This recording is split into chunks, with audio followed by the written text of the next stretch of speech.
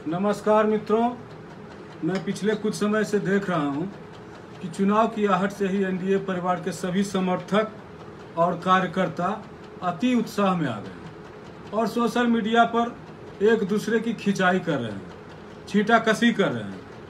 हमारे भाइयों को आपस में इस तरह का सिर फुटबॉल करते देखकर मुझे बड़ा दुख होता है। मैं बिना लाग लपेट से कहना चाहूँगा कि इसमें हर पार्टी के समर्थक शामिल हैं। सबसे पहले तो जदयू से जुड़े होने के कारण मैं पार्टी के किसी कार्यकर्ता द्वारा भावावेश में की गई नाजायज टीका टिप्पणी का निंदा करता हूं और उनके बदले एनडीए परिवार के हर साथी से क्षमा मांगना चाहता हूं। साथ ही मैं अपने पार्टी यानी जदयू के हर कार्यकर्ता से विनय पूर्वक आग्रह करता हूं कि सोशल मीडिया पर अनर्गल बयानबाजी और निंदा शिकायत से दूर रहें और शिष्टाचार भाषाई मर्यादा बनाए रखें। इसके अलावा एनडीए परिवार के बाकी दलों भाजपा लोजपा के सभी समर्थक एवं कार्यकर्ता बंधुओं से अपील करता हूं कि इस तरह के बेबुनियाद बेमतलब लड़ाई झगड़े में न पड़े, न्यूनतम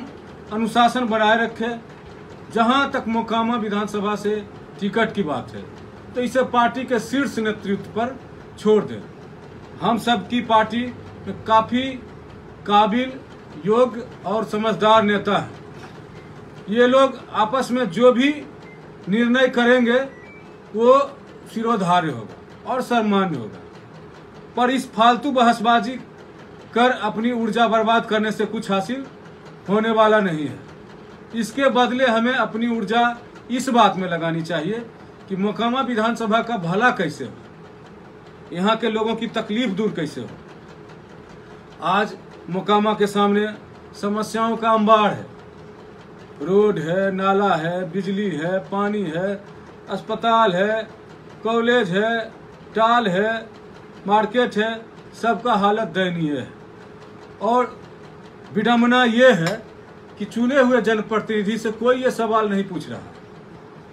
कोई पूछ नहीं रहा कि 15 साल में जो इस सज्जन विधायक हैं उन्होंने क्या किया, विधायक फंड का करोड़ों रुपया कहां चला, मोकामा का मुद्दा विधानसभा में कितना बार गूंजा। एक तरफ मोकामा की जनता बुनियादी सुविधाओं के लिए तरसती रही और उधर हमारे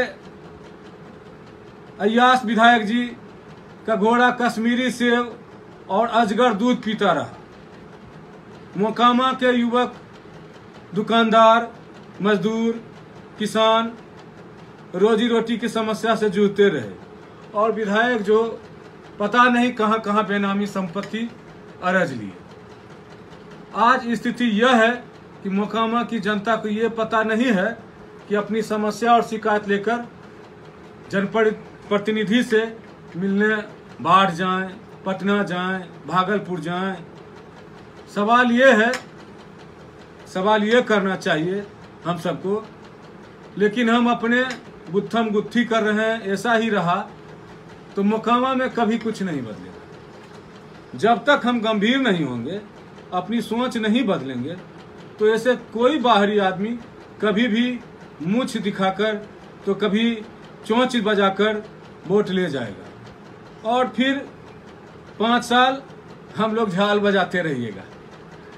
फेसबुक, व्हाट्सएप पर एक दूसरे को चुट्टी काटते रहिए। आज की जो युवा पीढ़ी है उन्होंने 80-90 के दशक के मोकामा को नहीं देखा है, जो शायद इस बात से अनजान होंगे कि पहले भी हमारे जो विधायक थे वो इसी विधायक जी के बड़े भाई थे और उनके शासन काल में दौरान मोकामा में हम लोग आपस में लड़ रहे थे, मर रहे थे, रक्त रंजित हो रहा था मोकामा। और ये सब करवाने में उनका और उनके सरकार का हाथ था और हमारे विधायक जी मजा लूट रहे थे। लालू जी का जंगल राज पूरे चरम पर था और तब हमारे मूंछ वाले सुरमा भोपाली अपने बड़े भाई के साथ लालू जी की जी हुजूरी करते थे। उस दौरान किसी मोकामावासी की हिम्मत नहीं होती थी कि विधायक जी के पास कोई समस्या लेकर चला जाए, और जो चला भी जाता था तो उसे अपना चप्पल जूता वहीं छोड़ करके अब किसी तरह जान बचा करके भाग के आना पड़ता था। और आकर के मोकामा में अपना कि आज गए तो हमारे साथ ऐसा हुआ, ये हुआ, इन सभी बातों को सुनकर के पूरा मोकामा के लोगों को ग्लानि महसूस होता था। एक बाहरी व्यक्ति बाहर से आकर हमारा वोट ले जाता है और मोकामा विधानसभा के लोगों को अपने पैर की जूती के तले रौंदता है। ये बात हम लोगों को बहुत नागवार गुजरता था। हम और बड़े भाई सूरजभान सिंह और मोकामा के कुछ लोगों ने सब मिलकर के सबने इस जंगल राज को खत्म करने का बीड़ा उठाया और संकल्प लिया और हम सब लोगों ने इस मोकामा को ठीक करने के लिए पहले आपस में हम सब ने इसको कैसे हराया जाए, हराने के लिए हम लोगों ने पहले पूरे मोकामा को एक करने का संकल्प लिया। और उस समय हमारा जानी दुश्मनी जिस व्यक्ति से था, उस व्यक्ति उस अपने विरोधी से जा करके मिल करके और हम मोकामा को एक किए। उस समय जो मोकामा जिस ढंग से चल रहा था, किसी को ये कल्पना भी नहीं था कि हम सारे मोकामावासी एक हो सकते हैं। और इसका ये संदेश पूरे मोकामा विधानसभा क्षेत्र और इर्द गिर्द के क्षेत्रों में ये संदेश गया और शांति और अमन और भाईचारा का माहौल कायम हुआ। और हमारे मोकामा का इस माहौल को देखते हुए अगल बगल के गाँव में भी जो जहाँ माहौल खराब था, वो सब लोग एकजुट हुए और एकजुट होकर के जब हम लोग सूरजभान सिंह के नेतृत्व में मोकामा से विधानसभा का वो चुनाव लड़े और उनके नेतृत्व में हम लोगों ने 70,000 से 75,000 वोटों से चुनाव जीता। संयोग ऐसा था, सूरजभान सिंह जेल में थे और हम और उनके विरोधी गुट सब लोगों ने मिल करके पूरे मोकामा को एक किया और मोकामा में 70,000 75,000 वोट से चुनाव जीता।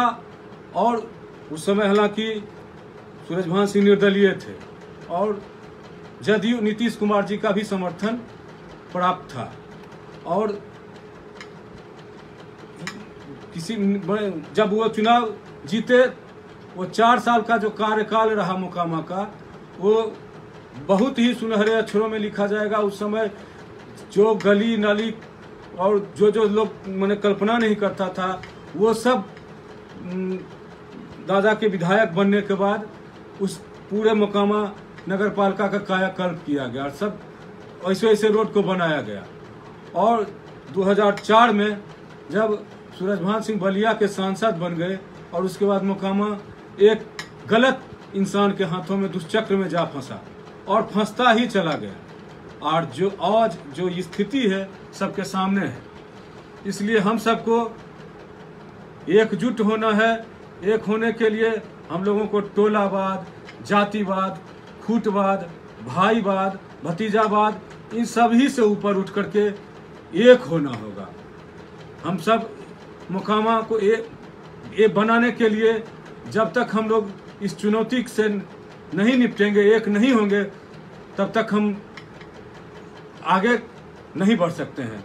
एक छोटा सा उदाहरण है, एक बार लोकसभा चुनाव में हम लोगों ने ललन बाबू के नेतृत्व में मोकामा के सभी लोगों ने एकजुट हुए और एकजुट होने के बाद आज हम सभी मोकामा वासियों का आवाज़ को सुना गया। आज मोकामा में ट्रॉमा सेंटर है, मनाची में PHC है और घोसवरी प्रखंड में 10+2 विद्यालय बन रहा है।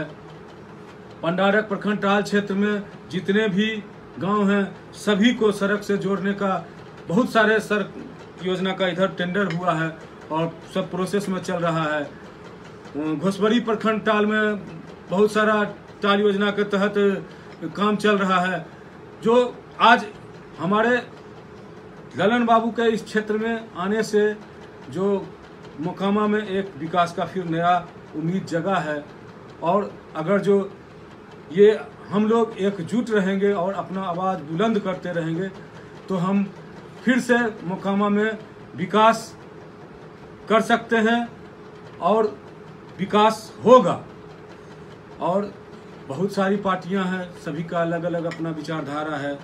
लोग सभी अपने अपने विचारों से हैं सभी दल के कार्यकर्ता हैं, कोई भी कार्यकर्ता है तो अपना प्रमोशन पाना चाहता है, आगे जाना चाहता है। सब लोग अपना अपना मेहनत कर रहा है, आगे प्रमोशन पाना चाह रहा है कि हम राजनीति में आगे बढ़ें। ये कोई मेहनत करता है, ये उसका लाजमी है आगे बढ़े और उसे अपने मेहनत का फल मिले। मैं आप सभी कार्यकर्ता से यही कहना चाहूँगा कि हम लोगों को इस बात का ध्यान रखना है कि मतभेद हो, आपस में मतभेद हो, लेकिन मनभेद नहीं होना चाहिए।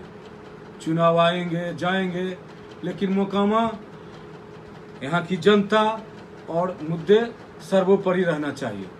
मोकामा ने बहुत अपमान और उपेक्षा झेल ली है, हम सबको मिलकर इसे बदलना है, नया मोकामा बनाना है, एक मोकामा नेक मोकामा बनाना है। और मैं आप लोगों से यही कहना चाहूँगा कि आने वाला अभी जो समय चल रहा है, कोरोना महामारी का समय चल रहा है, इस महामारी में हम सभी लोगों को सरकार के द्वारा जो दिशा निर्देश दिए जा रहे हैं, डॉक्टर के द्वारा जो दिशा निर्देश दिए जा रहे हैं, उन सभी चीज़ों का पालन करना है। और अपने परिवार को पहले हमें अपने आप को सुरक्षित करना है, उसके बाद जब हम सुरक्षित होंगे तो हमारा परिवार सुरक्षित होगा, हमारा मोहल्ला हमारा गांव सुरक्षित रहेगा। हमें इस कोरोना महामारी से अपने आप को अपने गांव को बचाना है। भगवान परशुराम की कृपा से अभी हमारा मोकामा सुरक्षित है और बाबा परशुराम से विनती करूंगा कि मेरा मोकामा इसी तरह सुरक्षित रहे। और मैं अपने सभी कार्यकर्ता बंधुओं से एक नम्र निवेदन करना चाहूँगा कि अभी आने वाले 30 तारीख को हमारे सांसद आदरणीय ललन बाबू संध्या 3 बजे वर्चुअल मीटिंग करेंगे। सभी कार्यकर्ता बंधुओं से यही कहना है कि सब ज़्यादा से ज़्यादा लोगों को इस वर्चुअल मीटिंग में जोड़ने का प्रयास करें और जोड़ें, ताकि हमारे सांसद की जो सोच है उसको आप लोग अपने जीवन में उतारें और जनता को ये इस बात का जानकारी हो और ज़्यादा से ज़्यादा लोग फिर आगे आने वाले चुनाव के संबंध में जो भी दिशा निर्देश दिया जाए उस पर अमल करें। इन्हीं शब्दों के साथ आप सभी लोगों को मैं से इजाज़त लेता हूं। नमस्कार, जय भारत, जय हिंद, जय जदयू, जय परशुराम।